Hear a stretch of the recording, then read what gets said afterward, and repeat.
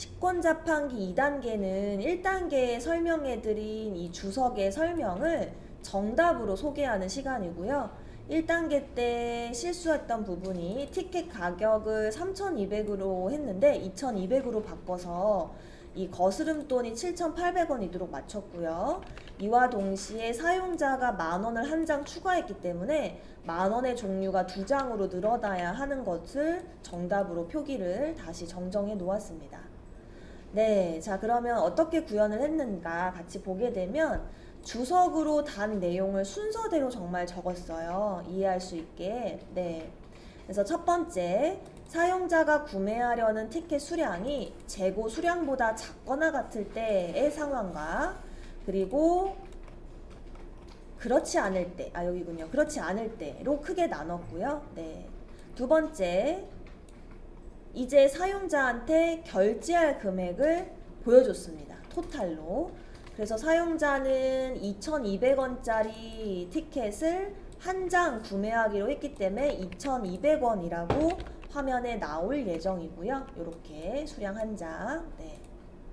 자, 그리고 세 번째 우리가 또 고려해야 할 사항. 사용자가 이제 돈을 투입구에 넣었는데 10,000원을 넣었다라고 변수를 설정했거든요. 그러면 결제 금액보다 크거나 같으면 상관없는데 만약 작을 경우에 대비해서 또 예외 메시지 투입하신 금액이 부족합니다. 다시 서비스를 이용해 주세요 라는 문구를 추가했고요. 자, 그리고 이제 여기가 진짜 중요하죠. 여기가 제일 중요했어요, 사실은. 네, 여기서부터. 자, 찰지는 말 그대로 거스름돈입니다. 유저가 10,000원을 냈는데 티켓 2,200원짜리를 구매해서 7,800원을 반환을 해줘야 하는 상황이라고 생각하시면 되겠습니다. 자, 어제 쌤이 어떤 말을 했냐면 만약에 사용자한테 거슬러 줘야 할 화폐 종류별 재고 수량이 부족하게 됐는데 만약 우리 친구들이 이 재고 수량을 막 임의로 바꾼 거예요. 0, 0, 0 이러다가 500원쯤에서 사용자한테 더 이상 거슬러 줄 수가 없는 상황이네 라고 판단을 하는 순간 얼마나 번거로운 일이 발생하냐면 1 차감한 걸 다시 되돌려야 돼요. 물론 이제 DB는 그런 기능이 사실 실제 있거든요. 이제 좀 3,000% 빠지긴 하는데 우리가 ATM 기계를 이용을 해서 엄마한테 생신이라고 용돈을 보내려고 그래요. 그래서 엄마한테 용돈을 100,000원을 보내고 있는데 갑자기 이 중간에 시스템이 꺼진 거야. 은행 시스템이. 그러면 얘는 어때요? 가지도 오지도 못하는 숫자가 돼버리죠. 이거 큰일 나겠죠. 그래서 사실 DB는 그런 기능이 있어요. 이런 시스템 오류가 나면 다시 원상태로 되돌리는 이제 그런 기능이 있는데 우리는 지금 콘솔이고 우리가 알고리즘을 짜야 되다 보니까 그럴 수가 없어요. 그럼 가장 좋은 방법은 저 재고를 차감을 하지 마세요. 절대. 언제까지? 완벽히 재고 수량이 준비가 되어 있다라는 검증을 거치기 전까지는. 그래서 쌤은 어떻게 했냐면 이게 사실 좀 많이 공유를 하고 싶은 부분인데 알고리즘적으로 원본을 훼손하지 말고 임시 변수를 통해 화폐 재고 수량이 만족하는지를 판단하자가 제 요지예요. 즉 카운트 리스트가 원본인데 템프 카운트 리스트를 만들어서 원본의 화폐 수량을 저장을 해 놓는 거예요. 그리고서 얘로 빼고 더하고 막 다 하는 거죠. 그랬는데 잔돈이 다 차감이 안 돼요? 그러면 뭐 그냥 가만히 있으면 돼요. 원본은 유지가 되니까. 그래서 이런 부분들. 그리고 이 잔돈도 사실은 나중에 영수증을 출력하게 되면 원래의 잔돈은 이러했는데 현재 이렇게 됐어요 라고 설명할 때 원본이 또 유지가 돼야 돼요. 그래서 찰지도 계속 차감을 할 거예요. 왜? 찰지가 7,800원인데 재고에서 500원짜리 한 장 뺐어요. 그러면 2,200원, 뭐 2,300원 이런 식으로 진행을 할 예정이라 찰지도 훼손되기 때문에 템프 찰지를 만들어서 역시나 원본을 유지합시다. 요게 참 중요해요. 나중에 우리 스네이크 게임 할 때도 이런 내용이 나와요. 자, 그리고 이제 쌤은 어떤 원리를 사용하고자 하냐면 이러합니다. 미리 좀 준비를 못했는데 그림판을 잠깐 펼쳐놓고 생각을 해봅시다. 그리고 네, 유저 카운트 리스트를 복사해서 같이 한번 코드를 읽어보기 전에 어떤 알고리즘으로 이 내용을 구현하게 되는지를 같이 살펴볼게요. 요것만 이해하면 식권 자판기는 다 끝이 나요. 자, 그러면 여기가 5만원, 1만원, 5천원, 1천원, 500원, 100원인 상황이고 우리가 거슬러줘야 할 돈은 7,800원입니다. 네. 자, 그러면 쌤은 while문으로 진행을 하게 되는데 이 i라는 변수가 처음에는 0번째에 접근을 합니다. 0번째 여기에 접근을 해요. 즉 5만원 건인 거죠. 자, 그럼 첫 번째 i가 0일 동안 잔돈인 7,800원은 첫 번째 화폐 종류인 5만원 건보다 더 크거나 또는 같니라고 질문을 합니다. 자, 7,800원은 5만원보다 작은 숫자예요. 말도 안 되는 상황이죠. 얘는 무시하고 넘어가요. 그래서 i가 1 증가합니다. 그래서 i는 다음 칸으로 넘어가요. 어디로? 이제 1만원 건으로 이동을 합니다. 다시 7,800원아 너는 1만원보다 크거나 같니? 지금도 말이 안 되는 상황이에요. 이 화폐 종류는 다 우리한테 쓸모가 없어요. 또 볼 것도 없이 다음 칸으로 갑니다. 자, 두 번째로 이동을 해요. 자, 7,800원아 너는 이제 5천원 건보다 크거나 같니? 옳다구나. 이제 드디어 된 거예요. 그죠? 그럼 들어와서 제일 먼저 하는 일이 딱 한 장씩 차감할 거예요. 쌤은 7,800원에서 5천원을 빼줍니다. 5천원을. 그럼 이제 얼마가 돼요? 2,800원이 되죠. 그죠? 그럼 다시 반복을 해요.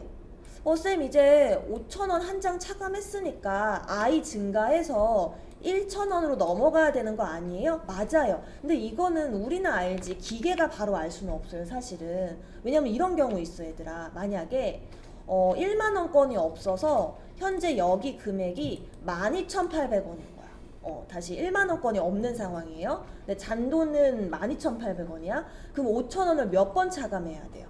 2번 차감해야 되거든. 그지? 그래서 지금 맞히면 안 돼요. i가 증가되면 안 돼요. 그럼 다시 어떻게 하느냐? 요 i가 현재 3인 상황에서 한 번 더 반복해요. 누구를 가지고? 요 2,800원을 가지고서 2,800원아 너는 5천원보다 크거나 같니? 아, 작아. 이제 더 이상 5천원을 사용 안 해도 돼. 그때 i를 1 증가시키는 거예요. 이렇게. 원리만 이해하면 돼. 일단은 코드는 나중에 이해할 수 있어요. 그래서 이제 다음으로 넘어갑니다. 그래서 이제 드디어 2,800원아 너는 1천원보다 크거나 같니? 오, 같아. 그러면 2,800원을 1,800원으로 만들고 또 1,800원을 가지고서 또 공부하는 거예요. 그죠? 또 크네. 그럼 얘를 결국 800원으로 만들어서 800원이 1,000원보다 작으니까 그때 또 i1 증가. 이제 감이 오죠. 이런 식의. 그럼 벌써 어떤 느낌이 들어요? 아, 얘는 논리적으로 반복이 정해지지 않은 식이었구나. 그래서 어려운 거예요. 이게 1차 반복도 아니고 사실은 1차 반복으로 구현하긴 했는데 네. 그래서 이제 코드를 보겠습니다. 그러니까 저런 식으로 우리 친구들이 누군가한테 설명해 줄 수 있으면 돼요. 자, 이 while문이 마치 무한반복처럼 쓰일 수 있었던 핵심은 무엇이냐면 i의 증가가 특수한 상황에만 증가를 함으로써 얘가 횟수의 제한이 없는 듯 이렇게 끝까지 검수를 할 수 있었던 거예요. 자, 고려할 사항이 사실 더 있었는데 우리는 사실 그림판에서 연습할 때에는 금액만 가지고 비교를 했거든요. 근데 금액만 비교하면 안 되고 사실 이런 거예요. 아까 말한 대로 1만원 건이 0이면 아무리 내가 12,800원으로 만원을 차감할 수 있는 상황이어도 거래가 불가한 거예요. 그죠? 그래서 조건이 하나 더 붙어요. 네. 자, 그래서 금액도 큰데 동시에 그 화폐 재고 수량이 한 장이라도 있으면 이란 조건이 붙어요. 그래서 있으면 이제 템프 찰지에서 예를 들어서 아까 7,800원이었죠? 7,800원에서 머니리스트에는 5만원, 1만원, 5천원 화폐 종류가 들어있어요. 5,000원을 한 장 빼는 거예요. 그리고 템프리스트에 5,000원권의 한 장의 화폐 수량수, 재고 수를 1 감소시키는 거죠. 이런 식으로 처리를 해봤습니다. 그래서 결국은요, 임시로 저장했던 템프 찰진 7,800원이 그 화폐 종류별로 다 차감이 돼서 0원이 돼야 거래가 성립이 됐다라는 검증이 된 거예요. 반대로 0원이 아니고 뭔가 잔돈이 남았어요. 그러면 기계상의 거스름돈이 부족해서 반환을 못 해준다, 미안하다, 거래가 안 된다 라고 메시지를 출력해 주시면 돼요. 자, 그럼 거래가 성립이 됐어요. 아직 고려할 게 많아요. 첫 번째, 실제 재고상에서 우리가 임시로 저장했던 애 있죠? 얘가 차감해줬거든요. 고맙게도. 얘로 다시 덮어 씌우고요. 동시에 사용자가 투입구에 돈을 넣을 거 아니에요. 그럼 10,000원도 넣을 수도 있고 1,000원짜리 5장을 넣을 수도 있어요. 그죠? 그럼 기계에 사용자가 넣은 화폐도 추가. 그래서 이 두 가지 식을 처리해줘야 되고, 동시에 실제 재고 수량에서 사용자가 구매한 티켓 수만큼 감소시켜야 합니다. 고려할 게 되게 많아요. 이거 암기하면 공부하기 참 도움이 많이 되겠죠. 그래서 우리 친구들이 한번 테스트 해보라고 케이스 2가지를 주석으로 달아놨어요. 자, 그래서 첫 번째 케이스는 무엇인가 봤더니 지금 거스름돈, 그러니까 모든 건 다 유지시키고요. 여기에 100원짜리만 개수를 줄여봤어요. 즉 7,800원인데 지금은 100원짜리가 10개라서 거래가 가능했지만 얘를 1로 바꾸면 300원을 반환을 못 해주잖아요. 그러니까 거래가 불가하다라고 떠야 돼요. 그래서 우리 친구들 혹시 미리 본인 스스로 로직을 짜본 친구가 있다면 꼭 이 케이스로 한번 처리를 해보세요. 그래서 예를 들어 이렇게 1로 하면 화면상에 거래가 부족해요, 미안해요, 100원짜리가 없거든요, 이렇게 처리를 할 수 있고요. 자, 그 다음에 두 번째는 유저가 이제 3,000원을 넣었는데 이제 식권은 한 장 구매하려고 하고 500원짜리로 6개 넣었다고 한번 해봤어요. 그럴 수 있겠죠? 동전에다가. 그러면 실제 증가가 500원짜리가 되었는지를 정확하게 내 코드가 되는지 이 두 케이스로 한번 검수해 보시면 되겠습니다.